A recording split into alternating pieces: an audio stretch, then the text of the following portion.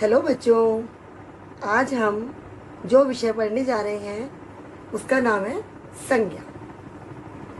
अब सोचोगे आप कि संज्ञा क्या होती है। तो संज्ञा मतलब नाम। संज्ञा मतलब नाम। किसका नाम? मेरा नाम या तुम्हारा नाम? इसका नाम या उसका नाम? किसी भी चीज का नाम। संज्ञा का मतलब ही है नाम। ठीक है बच्चों, संज्ञा का मतलब ही है नाम। किसी भी चीज का नाम। दुनिया में आप जो भी कुछ देख रहे हो, अभी आप जहाँ बैठे हो, अपने आसपास जो भी आपको नजर आ रहा है, आसपास क्या है?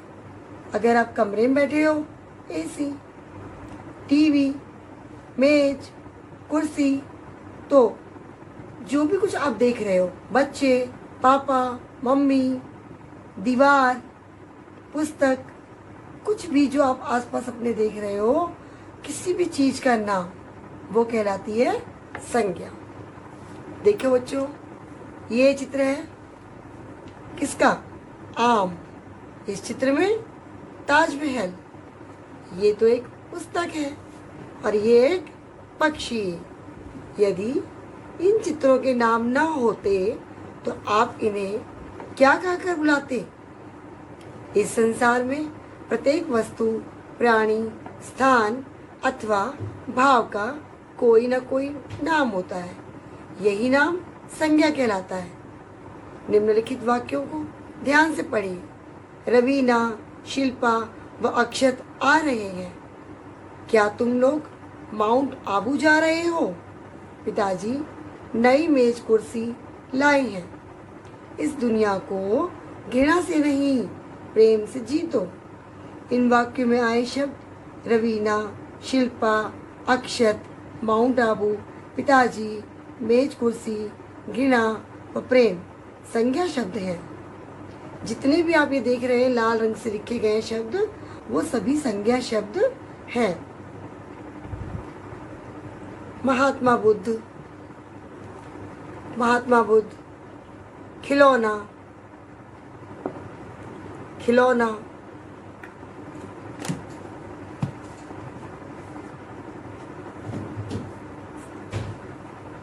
फोन, चूड़ी, पेंसिल, रंग। देख रहे हैं आप, जो भी चीज है इसका कोई ना कोई नाम है ना? ये देखिए, कैंची, सीजर, कलर्स, रंग। कितने प्यारे प्यारे रंग हैं। रंग तो इनका भी तो नाम है ना। अगर पूछा जाए क्या है तो आप बोलोगे मैम कलर्स हैं, रंग है ये। तो ये सब चीजें, हर चीज का मतलब कहने का हुआ कि हर चीज का कोई ना कोई नाम होता है। जो भी चीजें हमें नजर आ रही हैं अपने आसपास, हमारे सामने, पीछे, आगे, हर जगह, और जो भी चीज नजर आ रही है उन सबका कुछ ना कुछ नाम अवश्य होता है। तो संज्ञा का मतलब क्या है? नाम। ठीक है, अब संज्ञा के भेद पढ़ेंगे। तो चलो बच्चों, अब हम संज्ञा के भेद जान लेते हैं। तो संज्ञा के कितने भेद हैं? 5 भेद। पहला, व्यक्तिवाचक, व्यक्तिवाचक संज्ञा। ठीक है, तो दूसरा कौन सा है? जातिवाचक संज्ञा। अब तीसरा भेद कौन सा है? भाववाचक संज्ञा। ठीक है बच्चों। नंबर 4, देखिए, पहला व्यक्तिवाचक, दूसरा जातिवाचक, तीसरा भाववाचक, चौथा है द्रव्यवाचक, द्रव्यवाचक। अब पांचवा कौन सा है? पांचवा भेद आपका हो गया समूह वाचक। ठीक है, तो अब आप जान गए कि पहला व्यक्तिवाचक, दूसरा जातिवाचक, तीसरा भाववाचक, चौथा द्रव्यवाचक और पांचवा है भाववाचक। कक्षा 3 और 4 के विद्यार्थी, आपने कितने भेद पढ़े हैं बेटे? आपने पढ़े हैं संज्ञा के 3 भेद, व्यक्तिवाचक, जातिवाचक, भाववाचक। कक्षा 3 और कक्षा 4 में आपने 3 भेद पढ़े, लेकिन आप जब आप आगे जाएंगे क्लास 5 में तो आप 5 भेद पढ़ेंगे। ठीक है, अब जरा हम इनके अंतर को समझने की कोशिश करते हैं कि व्यक्तिवाचक क्या है। देखिए, किसी विशेष व्यक्ति, वस्तु अथवा स्थान का नाम, विशेष वस्तु का नाम, विशेष व्यक्ति का नाम और विशेष स्थान का नाम। ठीक है, उन्हें हम कहते हैं व्यक्तिवाचक संज्ञा। वे व्यक्तिवाचक संज्ञा कहलाता है। जैसे विशेष व्यक्ति, नरेंद्र मोदी, जानते हैं आप कौन है? नरेंद्र मोदी हमारे देश के प्रधानमंत्री। और सचिन तेंदुलकर एक बहुत बड़े क्रिकेट के खिलाड़ी। विशेष वस्तु, श्रीमद् भागवत गीता, रामायण, कुरान शरीफ, गुरु ग्रंथ साहब, बाइबल आदि।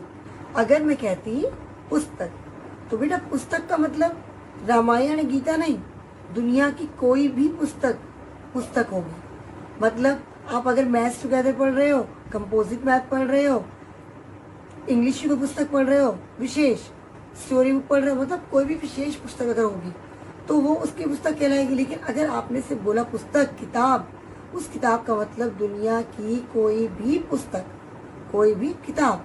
लेकिन जब मैंने नाम लिए ना, जैसे अभी कि रामायण, गीता, ये अभी मैंने विशेष पुस्तकों के नाम लिए।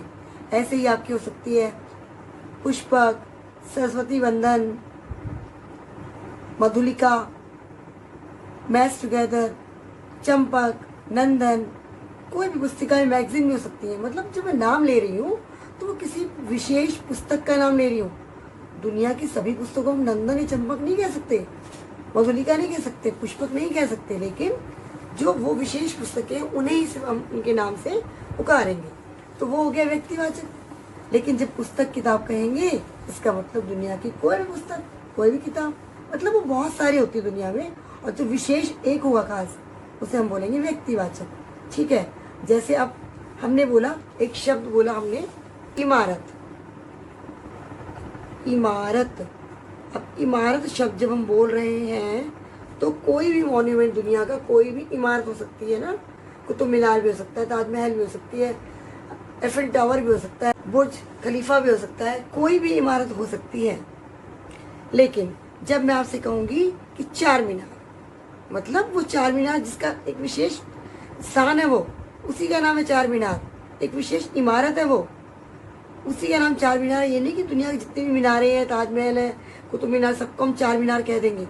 ये हैदराबाद में है, ऐसी ताजमहल। अब जितने भी महल होंगे, राजाओं महाराजाओं, सबको हम ताजमहल नहीं कह देंगे, है ना, वो सब इमारतें हैं। लेकिन जब ताजमहल बोलेंगे तो दुनिया के 7 अजूबों में से एक है, जानते हैं ना आप लोग। तो ये हो गया विशेष, विशेष क्या, विशेष इमारत, विशेष स्थान, तो हम इसे कहेंगे व्यक्तिवाचक, और ये हो गया जातिवाचक। चलिए ऐसे ही हम और शब्द देखते हैं। अब मैंने जैसे बोला फूल, फूल, तो आप कहेंगे ये क्या है भाई? फूल तो दुनिया का कोई भी फूल हो सकता है ना, तो मतलब फूल तो बहुत सारे होते हैं, जातिवाचक। लेकिन अगर मैं कहती हूँ गुलाब, लाल गुलाब, पीला गुलाब,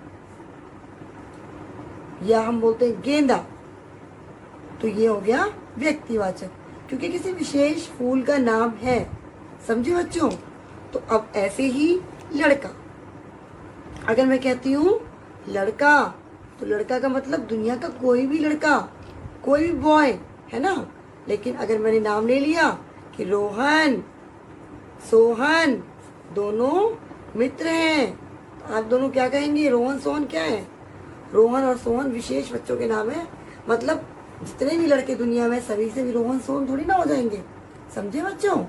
तो इसका मतलब ये हुआ कि जो पूरी जाति का बोध कराए और दुनिया में बहुत हो, उसकी मात्रा में बहुत, गिनती बहुत अधिक हो, वो हो गया जातिवाचक।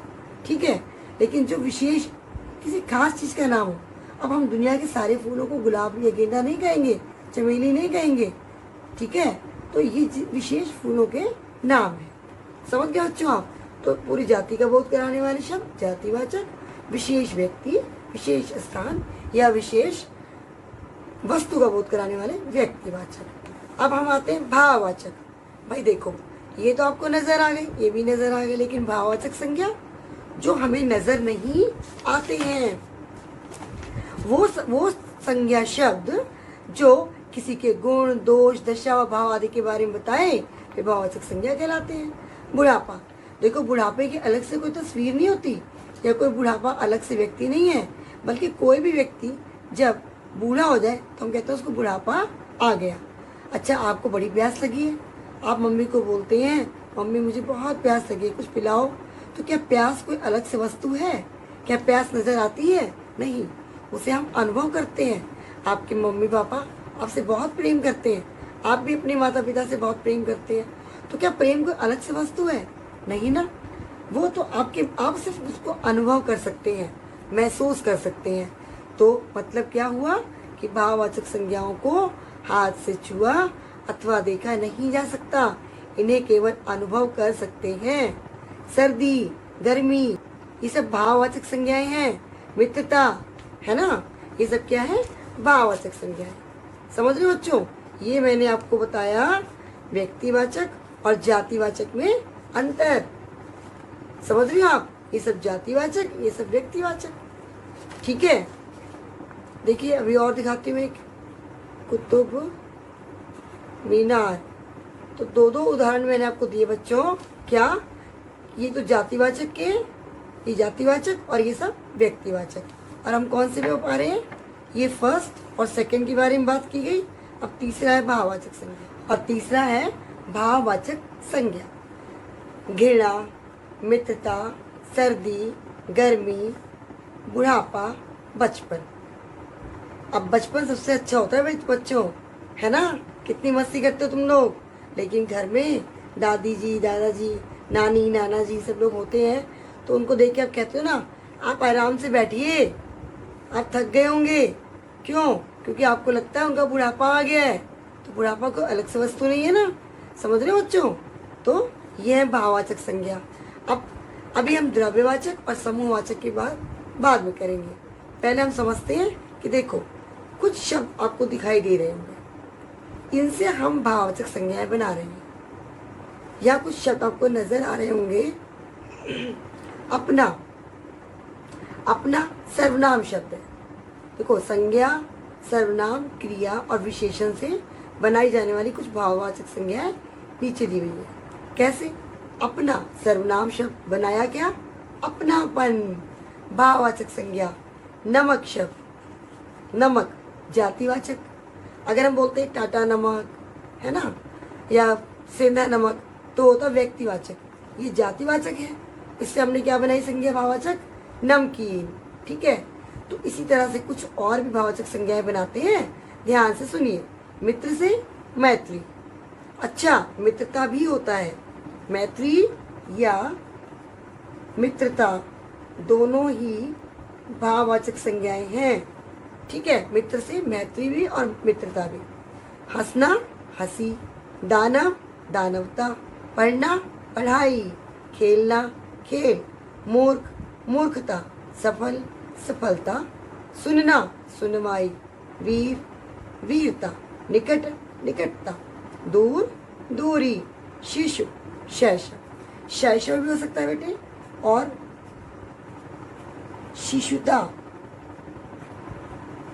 शिशुता। अब देखो, कुछ क्रियाएं भी होती हैं, क्रिया शब्द से भी बनाएंगे। मारना क्रिया है ना, एक क्या है? विशेषण है। तो ऐसे अनेक शब्द, उनसे हम फिर बनाएंगे भाववाचक संज्ञाएं। मारना, मार। एक, एकता। जाति, जातीयता। मानव, मानवता। मीठा, मिठास। बच्चा, बचपन। जीना, जीवन। कठिन, कठिनाई। हरा, हरियाली। लूटना, लूट। चमकना, चमक, देर, देरी, कम, कमी, शत्रु, शत्रुता।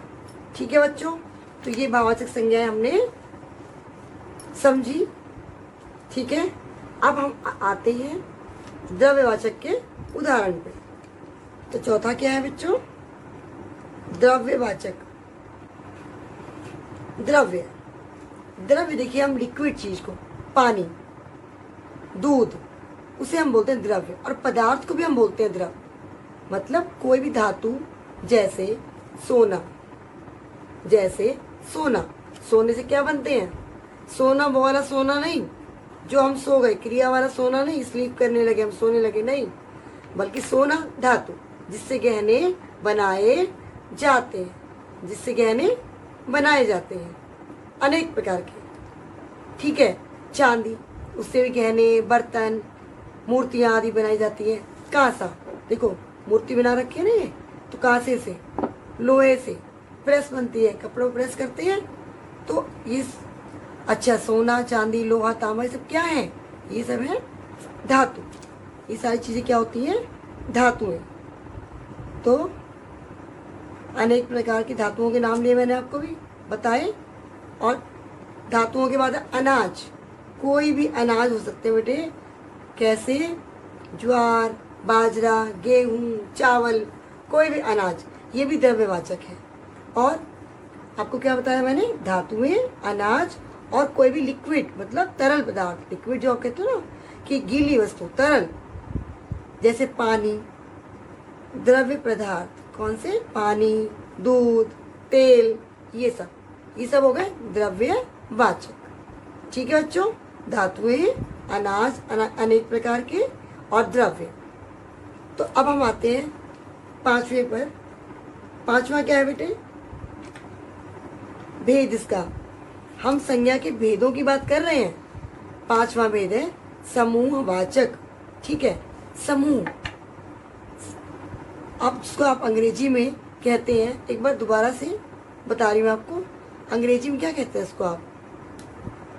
ये हो गया आपका प्रॉपर नाउन, ये हो गया आपका कॉमन नाउन।